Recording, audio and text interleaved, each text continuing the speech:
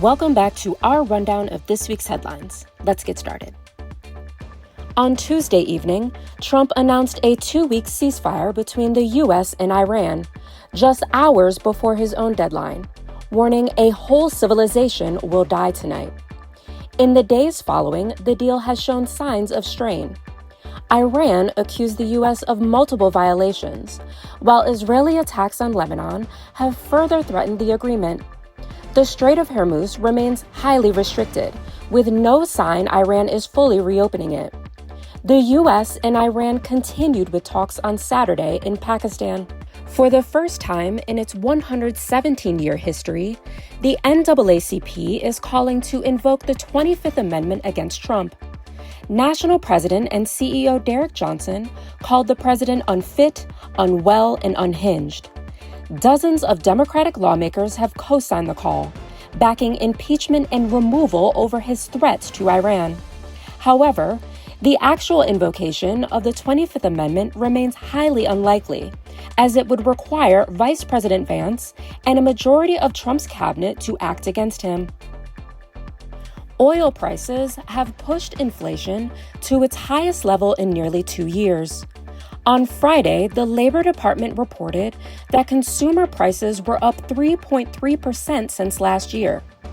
Gas prices have jumped by more than $1 per gallon on average since tensions escalated between the U.S., Israel, and Iran.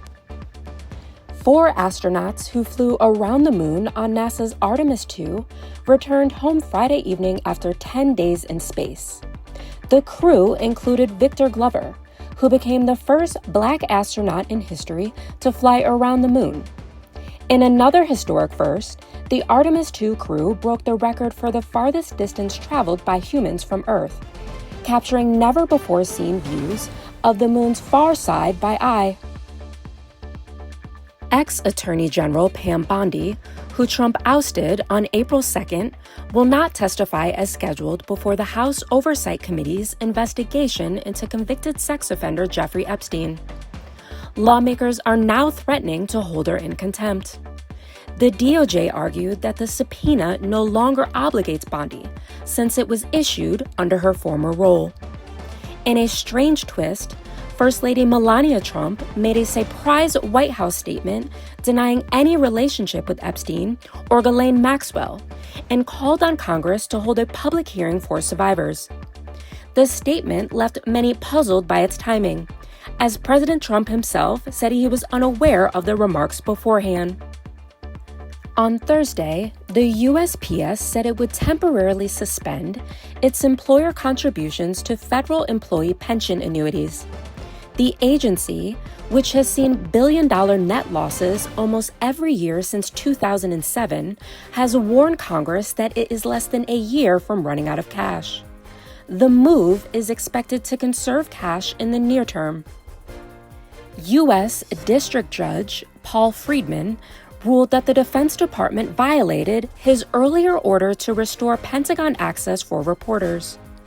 The department tried to evade the March 20 ruling by requiring all reporters to be accompanied by escorts.